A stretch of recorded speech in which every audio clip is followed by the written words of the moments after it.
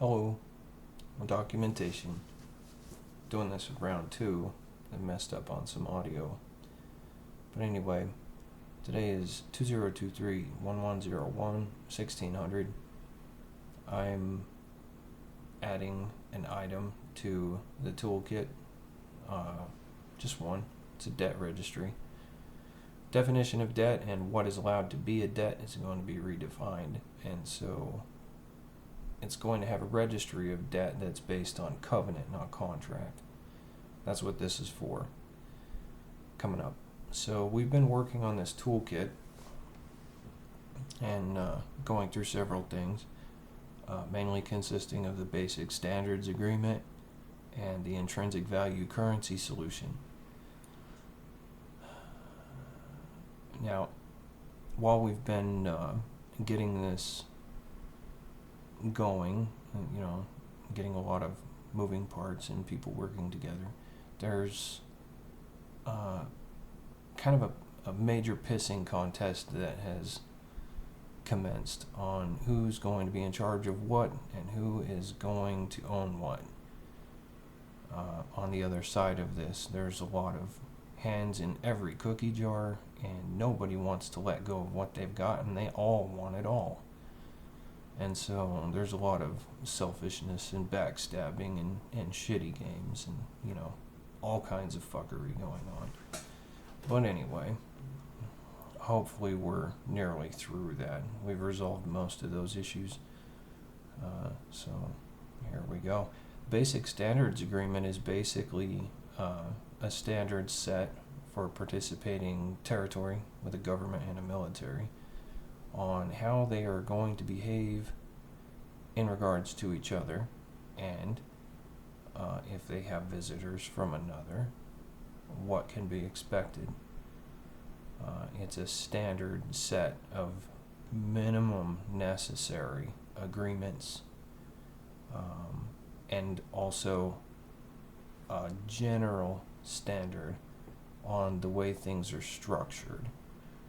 This is not things that are matters of sovereignty. They're more like procedural things. They're also not definitive of a common system, and they're not a common government either. If you're thinking one world government, no, that's not what this is. So, what is it?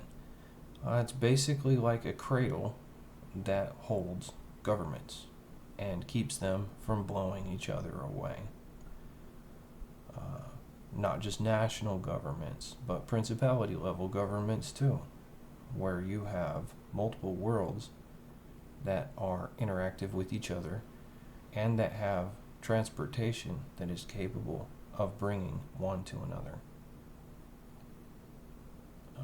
This stuff does exist. We just don't have it here. At least we don't have it here.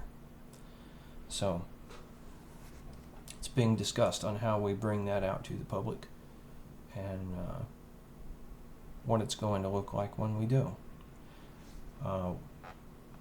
One interesting aspect of all of this, though, is Satan and his bunch were so stuck on the transfer and delivery and shareability of experience of sexual encounters and pornography that they made that their primary concern. And the answer to that was no, we're not sharing that stuff on this network. We're not going to do it. There's just no way. It's completely destructive to the family. And most people, if they can get it from a system, they're not going to get it from someone. Which means no marital commitment, no family, no kids, no future. So no, the answer is no, we're not doing it.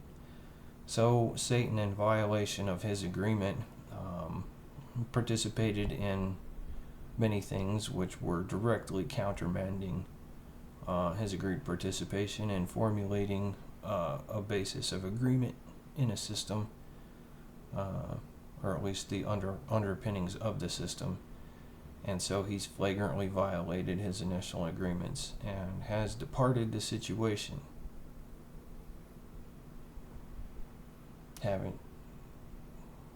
hasn't attempted to remedy the situation, and basically there's something called an escape clause and a contract with him, whereby if one party or the other fundamentally violates the basis of the agreement, then it enters escape clause, allowing the damaged party to remedy by redefinition the articles of the contract which are in breach.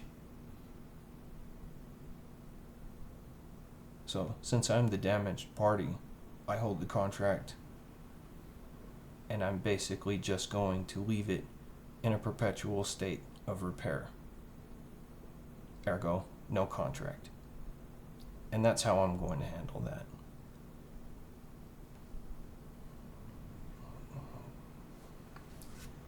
He's very legalistic and he understands the situation, and so that's the situation. And it's valid.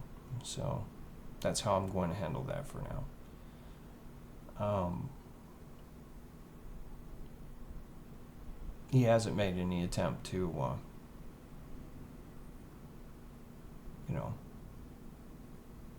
basically unfuck the mess that he's made. So we're just going to continue without him. So in this, another underpinning that is not registered and is not going to be basically officially a component of this is something that is even underpinning this. It's called BroadNet. BroadNet is a biological network. It has beacons that direct you into it. But what BroadNet is a way to experientially engage other biologicals. Anything with intelligence may be able to connect to BroadNet if it is perceptive enough. So if you are someone who meditates or you're very perceptive, focus on BroadNet next time and a beacon. And there are many individuals there. You will quickly know. Okay? So Jay Malikor had an interesting endeavor that he wanted to do, which would be to bridge digital and BroadNet. Basically bridge the internet into BroadNet. Not doing that right now. There is a digital component to BroadNet. It's for ID keying and registration. This is not the number of the beast. Basically what it is an individual ID key that makes it impossible for you to spoof or make a fake account that is other than identifiable as you. It's not the number of the beast, but it sure as hell is something that can be used to make one. So, you may want to be aware of that, because we're already there. Basically what this is a functional return key for a very specific biological input set. So basically what that means is it would take a definition of you, everything about you, and it would distill that down to a unique key. Instead of the whole book about you, a little statement that's a key that's unique. It's functional, which means one and exactly one output for one input.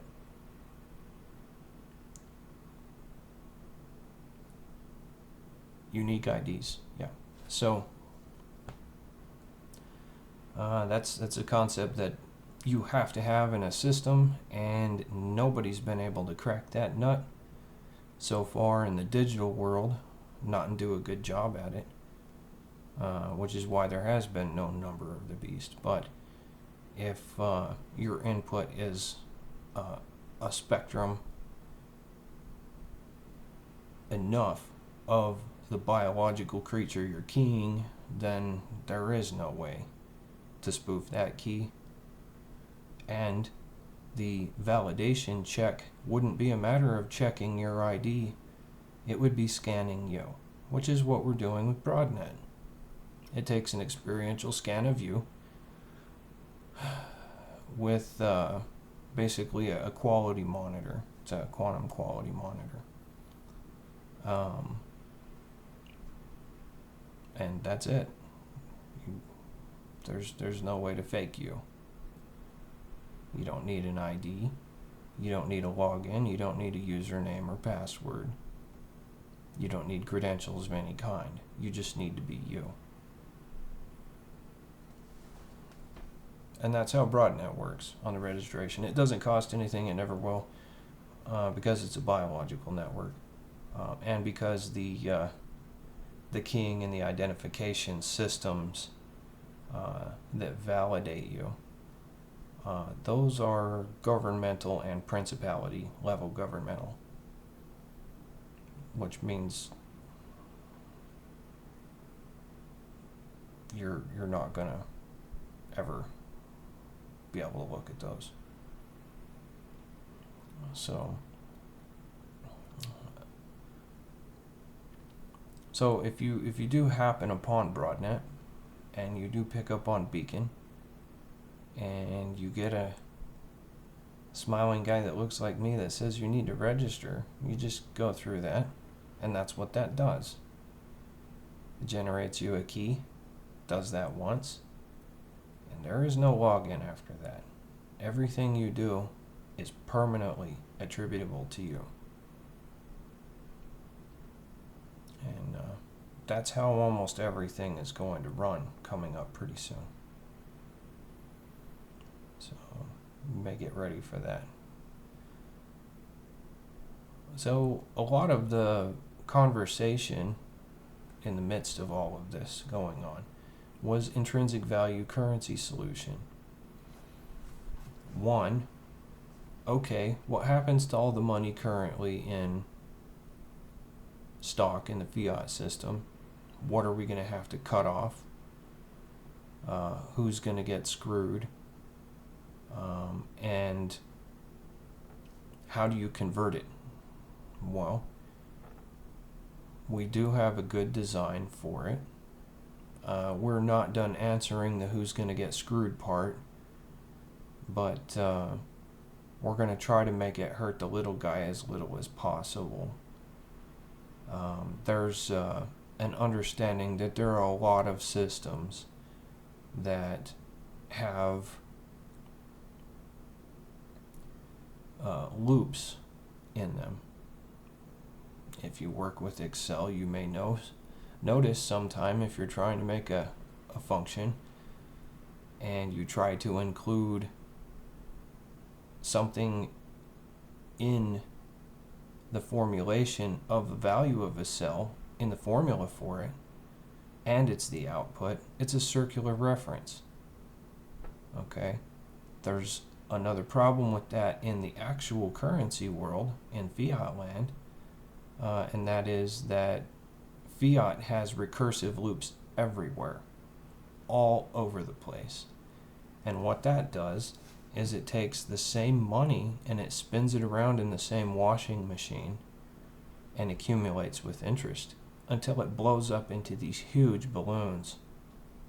And when we crash the economy, we're going to go around and pop all of those balloons. And what do I mean by pop those balloons? We're going to call the debts. And it's basically just going to choke on itself trying to call those payments back in because it can't get them. There is much more debt than there is actually currency existing in the system. Basically, there's way more money owed than there is able to pay. And it's going to fuck this whole system up completely when we start doing what we're going to do. And what are we going to do? Well, right now the economy's run on a simulator.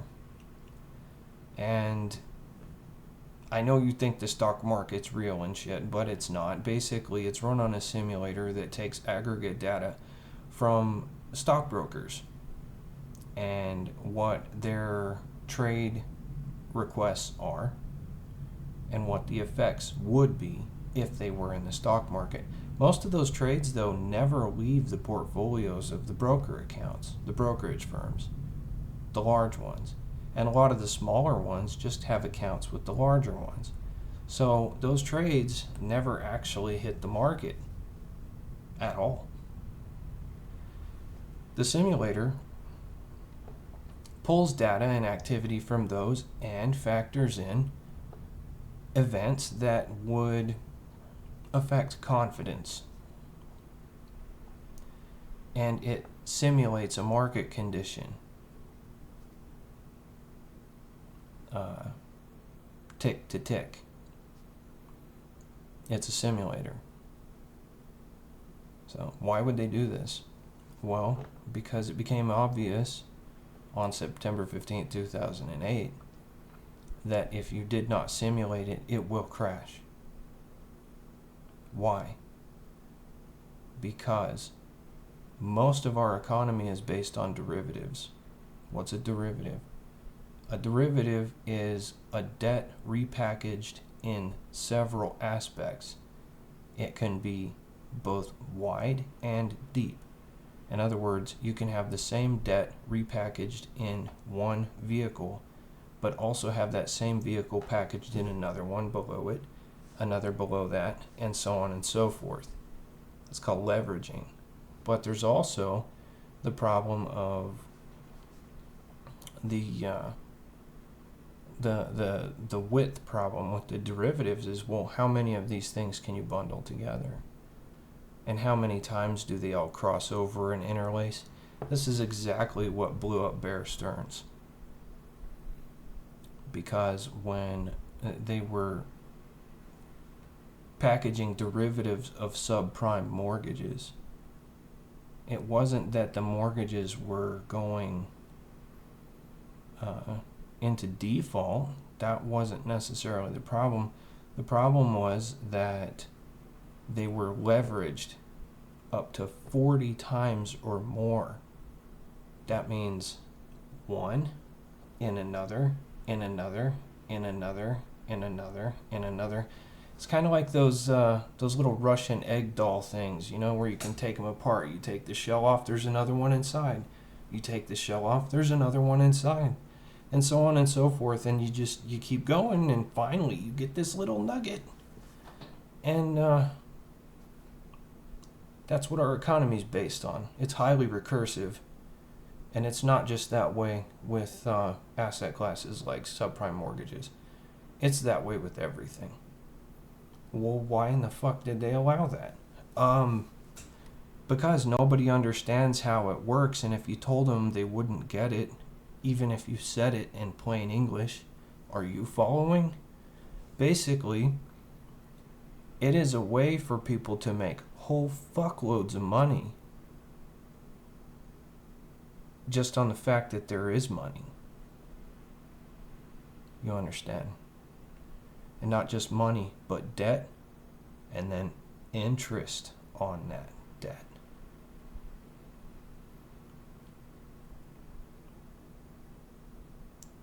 And that's what blows up these balloons. So, how many balloons do we have? There's lots. There's one for the housing market. There's one for the consumer credit market. There's one for the student loans. And then there's anywhere else you have interest applied. This kind of a situation is happening. So what does that mean? Well, that means that a jitter, a little one, leveraged through the system with that many balloons in it, is going to start popping institutions. And when they go, they just go. Basically, they don't have enough liquid assets to cover their expenses, and they can't sell their shit fast enough. And if everyone else is getting squeezed at the same time, they're not going to be buying, so they can't liquefy their assets. That means insolvency. And I guess what I'm saying in so many words is the whole fucking system is insolvent. The whole thing.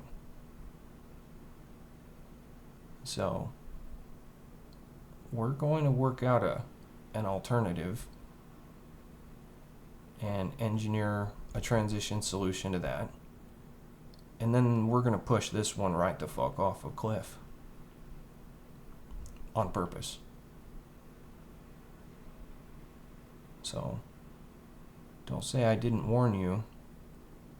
Don't say I didn't tell you this is exactly what we're going to do. Because we're going to do it.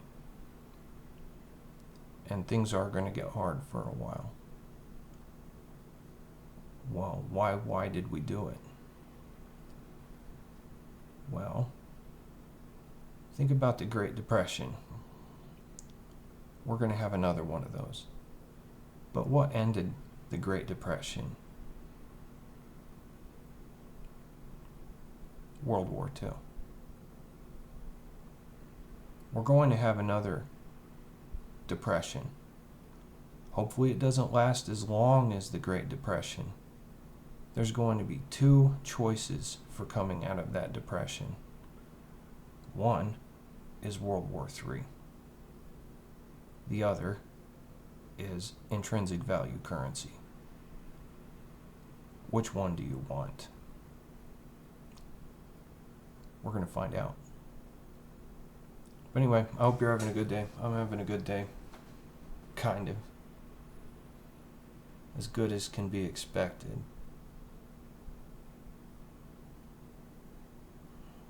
Whatever you're doing, I hope it's good.